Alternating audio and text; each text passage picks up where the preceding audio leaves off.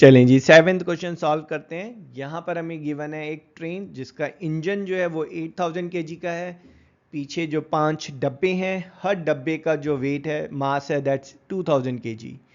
जो इंजन है, it can exert a force of 40,000 Newton. लेकिन प्रॉब्लम ये है कि जो आपका ट्रेन और ट्रैक है उसके बीच में जो फ्रिक्शन है उसमें 5000 न्यूटन फोर्स जो है वो हमारा वेस्ट हो रहा है। अब हमें यहाँ पर फाइंड करना है number 1 the net accelerating force and number 2 the acceleration of train. तो नेट एक्सेलरेटिंग फोर्स में यहाँ पर ध्यान दें कि जो इंजन है उसका जो टोटल फोर्स है वो है 40,000 न्यूटन, लेकिन इसमें से 5000 न्यूटन जो है that's getting used to overcome friction. तो हमारे पास जो नेट फोर्स जो बचा दैट इज ओनली 35,000 न्यूटन, और सिर्फ ये जो 35,000 न्यूटन का फोर्स है ये यूज हो रहा है टू चेंज और to increase the speed of engine और train. And thus we can say जो ट्रेन को एक्सिलरेट जो फोर्स कर रहा है एक्चुअली में दैट्स ओनली 35,000 न्यूटन। अब बी पार्ट में हमें फाइंड करना है एक्सेलरेशन ऑफ द ट्रेन।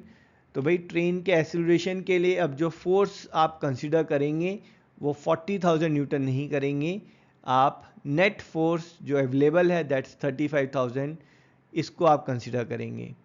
तो आपका जो फोर्स का जो फॉर्मूला होता है, force is mass times acceleration. तो यहाँ पर हमें फोर्स पता है 35,000 न्यूटन, मास, अब मास जो है यहाँ पर पूरी ट्रेन की मास की बात हो रही है, दैट इज इंजन का मास प्लस 5 बोगीज का mass which is coming as 18,000 KG.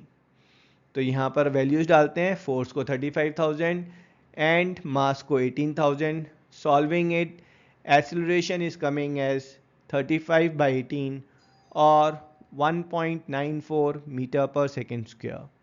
That's it, our end statement.